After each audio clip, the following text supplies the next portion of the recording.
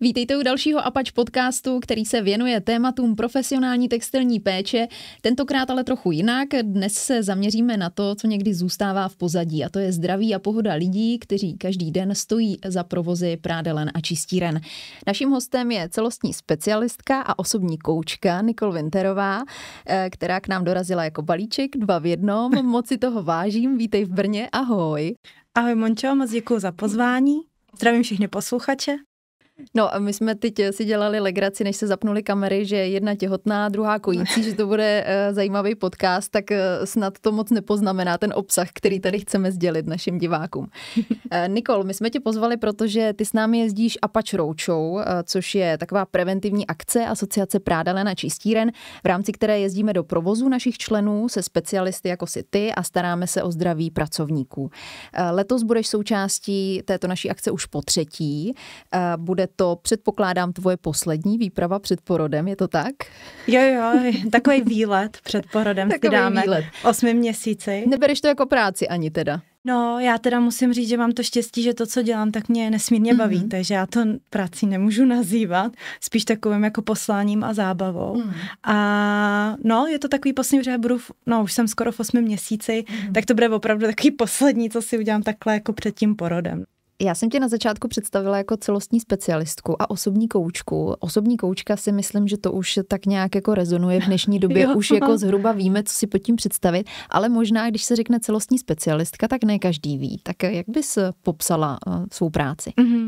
Já to vnímám jako takový propojení klasické medicíny s takovou tou přírodní, protože já jsem úplně původem zdravotní sestřička, do toho jsem udělala výživu a vlastně teď dokončuji studium klinické naturopatie, což je takový jako spojení právě té nutriční medicíny, bylinkářství a celkově takový té funkční medicíny. Takže já tak, jak to dělám já, je vlastně propojení těchto 2 světů, takže na ty klienty koukám skrze tu stravu, ale pracuji i třeba s krevními testy, právě i s tím problematika trávení, hormonální nerovnováha. Proto mi to přijde fajn, že jak přijedeme do těch prádelen, tak to není jenom o té stravě.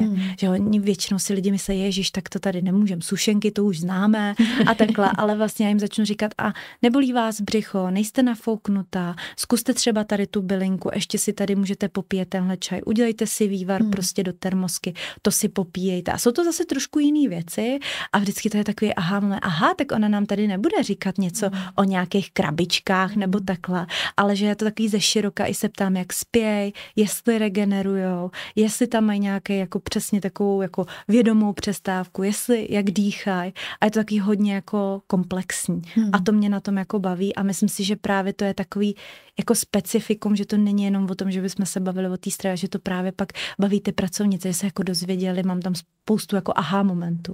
Jo, tak to mě nenapadlo. Já mám zrovna tady tu bylinku na zahradě, tak to já si ji usyším a zkusím jí dát na ten žaludek. Že to mi jako, to se mi líbí. Že takhle nějaké to propojení těch 2 světů, jak té klasické medicíny, tak vlastně takový té přírodní.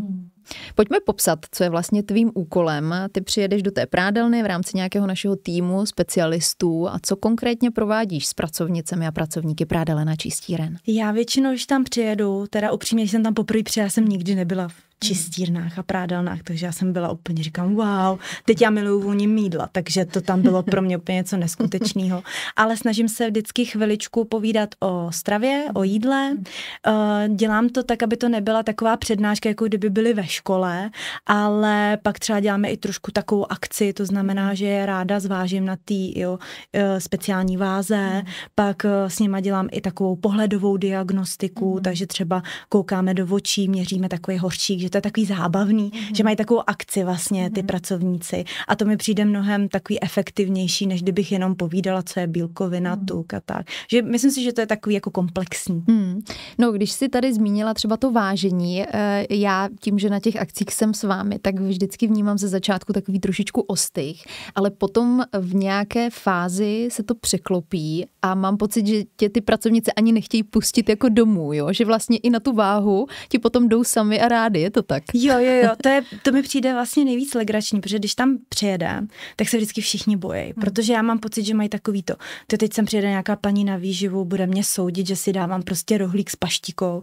Teď já mám ještě tu váhu. Já ji třeba upřímně jako v praxi tolik nevyužívám, ale mají to lidi rádi. Tam se měří, že jo, i voda, svaly. Takže vždycky jim říkám, jestli chtějí, že je ráda zvážím, a pak se jim to přesně začne líbit a zjistí, že jsem třeba jako trošku normální člověk, takže se nemusí bát a že spíš naopak se snažím jako pozbudit těch věcech a říkat třeba, proč tohle úplně není dobrá cesta třeba té stravy a zkusit něco jiného, ale je fakt, že vždycky trvá třeba 10 minutek, než tak najdou tu důvěru, že vlastně o nic nejde a začne je to jako bavit. Jinak mají většinou ostych, no, jako ježíš, do mě tady bude vážit, ty mě někdo bude měřit, že jo, to vůbec ne. No na začátku bývá ostych a na konci si vyměňujete recepty. Jo, to je právě telefonní čísla, většinou mi jako takhle i něco chodí, tak to jsem ráda a je to takový přesně těch 10 minutek, že ty lidi se jako rozkoukají a pak vědí, že to je jako fajn a už se tomu věnují, už se ptají a to mám na tom ráda, že já se jako vždycky trošku připravím a pak je to taková individuálka, protože každá ta skupina těch lidí je trošku jiná, každý chce vědět trošku něco jiného, tak to potom dělám tak jako aktivně. Říkáš, každá ta skupina je jiná, každý se ptá na něco jiného. Co ti tak nějak utkvělo v paměti za ty 2 roky, že třeba je nejčastější otázka, téma, o kterém by si chtěli povídat? Většinou je to, že třeba jak mají teda přesně jíst, jestli jedí takhle správně, nebo oni tam je to většinou tak, že vědí, že to není úplně optimální, že na sebe nemají čas, že si prostě vezmou jabko a jogurt a to je vlastně celodenní jídlo, což není úplně optimální. No a pak vlastně jako, že vědí, že jako jestli ten spánek mají i řešit, protože já jak na to koukám spíš hodně celostně, že neřešíme čistě jenom tu stravu, tak a třeba zmíním obtíže s trávením a takhle, tak potom se ptají, tyjo, a jako mě občas bolí břicho, tak co třeba dělám špatně a já se snažím jim třeba i říct, je to i jakým stylem jíte, jestli jíte ve spěchu, nebo jestli máte třeba čas, že si opravdu jakoby to jídlo vychutnáte a takhle. Je to tak, že třeba ty ženy mají nižší příjem, než by měly mít? Jo. Na úkor té tvrdé práce? Jo, to vnímám jako hodně, protože se vlastně odbýváme. Hlavně jako fakt mám pocit, že ty ženy to dělají. Že my máme nějak dáno, že máme jíst méně, což vlastně není pravda, protože my bychom měli jíst od něco více, kort ještě když dělám třeba v prádelně, kde 8 hodin stojím na nohou a to je jako, je to dřina, to není žádná jako srandička, tak v tu chvíli potřebuji opravdu mít výživný jídlo, který mě doplní, dá mi tu energii, což bohužel jako z jednoho jogurtu neudělám, ani bohužel z chleba se šunkou, tam prostě to není úplně plnohodnotný. A vidím, že ty ženy prostě ráno vstanu, rychle, tak do sebe něco hodím, pak jdu pracovat, pak si o to volno spíš dám to kafe, protože mám třeba na něj chuť a chci si trošku jako spočinout. Pak přijdu domů a třeba se starám o děti, nebo o domácnost, nebo zahrádku. A prostě na sebe jako zapomínáme. A to vidím jak v těch prádelnách, tak i ve své praxi, no, že prostě se jako odbýváme, nemáme na to tolik času, a nebo se snažíme zhubnout, že vím, že i právě ty pracovnice se mě ptají, já bych ráda zhubla, ale nejde to, takže si prostě vezmu mrkev a jablíčko, no, což jako není úplně dostačující. A kdybych se vyloženě ptala na specifika pro pracovnice a pracovníky prádelen, tak samozřejmě to prostředí, už jsme to tady zmínili, obrovské teplo, takže hydratace to je velké téma. Jak tady v tomto směru k tomu přistupují ty pracovníci a pracovnice?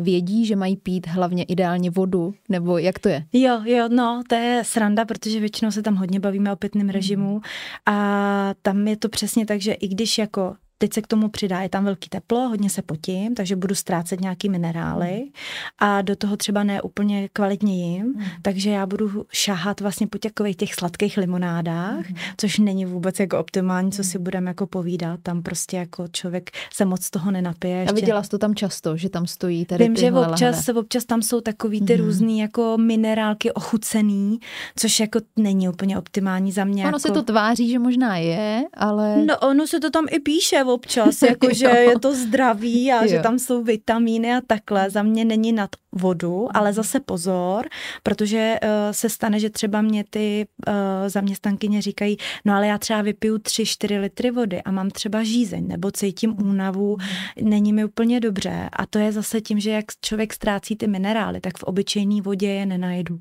To znamená, že se většinou bavíme o tom, zkuste doplňovat elektrolyty. Zkuste prostě buď koupit kvalitní elektrolyty kupovali v lékárně nebo na internetu, ideálně nějaký bez cukru a občas si to kápněte prostě do té konívky, ať doplníte, většinou se tady bavíme hodně sodík, draslík, vápník, horčík, protože jak se člověk potí, tak vlastně ztrácí ty minerály a ještě když to hodně naředím v uvozovkách vodou, tak vlastně může mi tam dojít k takové jako disharmonii a to potom může vyvolávat křeče, únavu a u žen je to obzvláště důležitý i kvůli hormonům, takže jako dáváme takovýhle tipy, právě třeba ty elektrolyty doplňovat, anebo se dá udělat, že se třeba dá do vody špetka kvalitní soli, třeba citron, může se tam dát i nějaká bylinka, můžeme si takovejhle drinčík udělat vlastně i doma. Případně neochucenou minerálku, taky se dá. Kde najdeme elektrolyty ve stravě? No ideálně třeba hořčík najdeme v oříškách, v kvalitní hořký čokoládě, to je fajn, nebo kvalitním kakao, jo, tak to má zase jako žena ráda, si myslím v nějakém období, tak je hodně třeba i v avokádu, v banánech je draslík, takže za mě jako pestrá strava. Když člověk jí opravdu pestrou duhovou stravu, máme všechny barvy na talíři, nebo si hlídáme během třeba týdne, že jsme opravdu snědli barvy duhy, tak si myslím, že to tam člověk jako dohoní, když to takhle řeknu, ale když pracuji v té prádelně, tak tam bych šla cestou si opravdu koupit kvalitní elektrolyty. Myslím si, že to není ani nějak jakoby drahý a občas si to prostě propašovat do té vody, případně koupit nějakou minerálku neochucenou a trošku se tím jakoby doplnit. Tam si myslím, že jako tou stravou úplně člověk jako nedožene. Tam bych to klidně takhle dala. Já to radím samozřejmě i třeba sportákům, když někdo jede na kole, jontový nápoje, nějaký lepší. Vždycky se snažím říkat, zkuste ne takový ty ochucený, protože někdy tam jsou nesmysly, když to takhle řeknu. Ten tým Prádelen často tvoří, ať už z menší nebo z větší části, ukrajinské pracovnice nebo pracovníci. Nechci generalizovat samozřejmě, ale je třeba u této skupiny pracovníků a pracovnic nějaké ještě specifikum, že by třeba se třeba ještě více odbývali, protože já, a to je jakoby můj dojem, co z nich mám pocit, že často fakt pracují na dřeň a nemají jenom tu jednu práci, ale z té jedné práce, kde stojí v té prádelně 8, 10, 12 hodin, jdou třeba i do další práce. Vnímáš to taky tak? Je. To je pravda, no. To je pravda, že vlastně tam ty šichty jsou potom třeba 20hodinový a ta žena prostě je vyšťavená jako blázen. Tam je to i vidět jako na té postavě, že to tělíčko je unavený, mají hodně trávicí obtíže, ale oni jsou to takový držáci, jo, takže vlastně, ale to mám celkově pocit, že jsou jako i ženy celkově takový držáci, že dost vydrží a prostě musím, tak jdu takhle do toho. Ale je to pravda, no, že vlastně, když je tam pak víc těch úvazků, tak to je náročný a tam si myslím, že jako strava pomůže, ale tam je potřeba prostě relax, jako nejde to dlouhodobě, krátkodobě, jo, ale pak v tom období, kdy vlastně ty si taky říkala, že jsou tam vlastně pracovnice 40-50 let, tam je to taky období menopauzy, tak pak je to ještě o to víc náročnější, protože nám tam klesají ty hormony a to tělo teda dostává slušně na frak. Je nějaký tip třeba právě pro ženy, které si prochází tímto obdobím, tak jak si třeba přírodně nějak dobře pomoci? Určitě přes tu stravu bych šla. Opravdu výživný jídlo, bohatý na bílkoviny, kvalitní tuky, právě avokádo, oříšky, olivový olej, neodbývat se. Ono se říká, že tady to období je druhá puberta a že to tělíčko ukazuje jako takový ty věci, na které jsme předtím neměli čas, že jako ta žena byla rozfrčená. No a za mě jako opravdu se neodbývat a aspoň si dovolit 3 jídla denně, které budou plnohodnotný a spánek. Prostě opravdu spát, nechodit spát pozdě, když jako oni většinou pracují od 6 hodin od rána, tam když půjdu spát ve 12, no tak to je strašně málo. Tam jako ideální, když to samozřejmě tomu človíčkovi ten život dovolí chodit spát kolem té 10, aby se jako ta žena prostě prospala. No ty jsi to tady řekla, oni jsou vlastně tak často už jako naučené a samozřejmě to neplatí jenom pro ukrajinské ženy, ale často to tak má i typická česká žena, že je prostě držák a hodně pracuje. Často si sami nedají říct, protože prostě jsou tak naučené celý život v tom jedou, takže asi změnit možná jakoby to vnímání sama sebe a toho, co vydržím, nevydržím, není úplně snadný. Co třeba může udělat ten zaměstnavatel? Jak může pozorovat třeba že už třeba nějaká z těch pracovnic potřebuje pomoc nebo že by jí měl nějak vyjít vstříc v některých směrech? Já si myslím, že je to poznat i jako na tom tělíčku, že jsou většinou ty klientky schrbený, hodně bledý. Jako ten člověk nemá šťávu. Není tam taková ta šťáva, je unavený. Hodně často se může rozčilovat nebo propadat i do takových úzkostí. Za mě ten zaměstnavatel klidně ale může právě mít třeba aspoň ty elektrolyty pro ně dostupný. A nebo takový to, napili jste se, holky, jo, takový trošku vědomější třeba přestávky, krátký, 3minutovky, prostě jo, jděte se napít, nebo mít tam aspoň třeba v takový ty, jak oni mají vždycky tu místnost pro sebe, tak tam mít třeba trošku ovoce, nebo nějaký oříšky, neslaný, přírodní, aspoň takový malinký věci, jako tady si dej jablíčko, nebo aspoň něco takového malého. Vím, že v tom náročném provozu to ne vždycky jde, ale přijde mi, že i takhle málo vlastně bohatě stačí, že to tělo si to pamatuje. Co ti za ty poslední 2 ročníky nejvíc utkvělo v paměti? Taková možná nejmilejší vzpomínka. No mně se právě líbí, když mi pak sdílejí ty své recepty, co třeba dělají, nebo že mi třeba ukazujou pak, že byli u někoho na té výživě a že jim to třeba úplně jako takhle nefungovalo a to, co jsem jim řekla, že vlastně to jim dává větší smysl, tak to mě baví a já, protože jim vždycky dělám výpisy třeba ještě pak do SMSky, aby třeba věděli, co jíst a takhle, tak mi třeba pak napíšou na Vánoce a že třeba něco z toho držej, že se cítí líp. To se mi líbí, to jsem jako ráda, že jako to pro ně nebylo jenom takový to, že jsem přijela nějaká paní něco tady řekla, ale že tak nějak jako na to vzpomínají. Tak to mám vždycky radost, že stačilo něco malinko. Mě dělá radost i to, že třeba by vyměnili tu sladkou minerálku za tu vodu, nebo takhle, tak to podle mého i tohle stačí. Niky, moc děkuju za návštěvu, za příjemné povídání a přeju ti, ať se ti daří, ať samozřejmě všechno dobře dopadne a daří se vám. Já moc děkuju za pozvání, moc jsem si to užila. Děkuju.